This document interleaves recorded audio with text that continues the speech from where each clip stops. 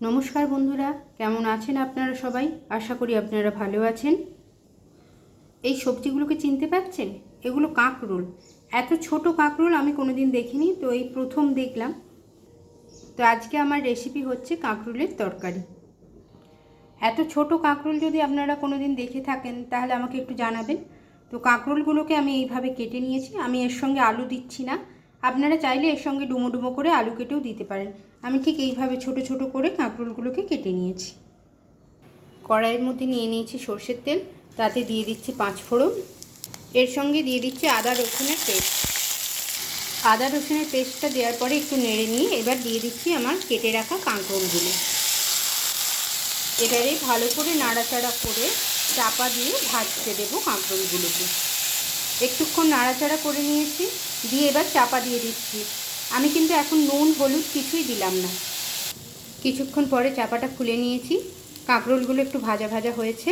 এবার আমি দিয়ে দিচ্ছি স্বাদ মতো নুন, সঙ্গে পরিমাণ মতো হলুদ গুঁড়ো আর লঙ্কার গুঁড়ো। এবার আবার ভালো করে সব কিছু মিশিয়ে নেব। সমস্ত মশলাগুলো কাঁকরোলের সঙ্গে সুন্দর করে ভাজা হয়ে গেছে, একটু নেড়ে চেড়ে নিচ্ছি।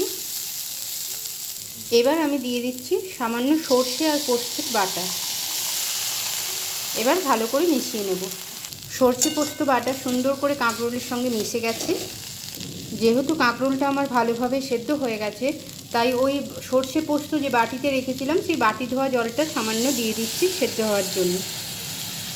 সর্ষে পোস্ত জলটা দেওয়ার পরে কিছুক্ষণ ফুটতে দেব, আর সঙ্গে দেব সামান্য পরিমাণ মিষ্টি। এবারে এটা চাপা দিয়ে কিছুক্ষণ ফুটতে দেব।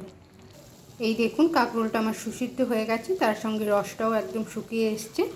তো প্রায় তরকারি আমার কমপ্লিট। নামানোর আগে ওপর থেকে সামান্য একটু সর্ষের তেল দিয়ে একটু নাড়াচাড়া করে নেব, এবার নামিয়ে নেব। তাহলে বন্ধুরা তৈরি করে ফেললাম কাঁকরোলের তরকারি। এইভাবে একবার বাড়িতে করবেন আর জানাবেন কেমন লাগলো। তাহলে আজকে এইটুকুই রাখলাম। নমস্কার।